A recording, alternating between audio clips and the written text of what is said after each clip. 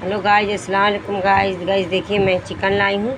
अभी जा रही हूँ इसको चिकन को साफ़ करने और साफ़ करके फिर देखिए गाइस चिकन का सालन बनाऊँगी। जब सालन बनाऊँगी तो फिर आप लोग को इसकी रेसिपी डालूँगी।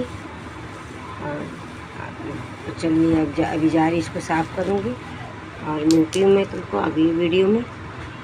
गाइस आप लोग को मेरी वीडियो अच्छी लगी तो लाइक करें, सब्सक्राइब करें, कमेंट करें, शेयर करें और मैं मिलती हूँ अगली वीडियो में। अल्लाह हाफ़िज़।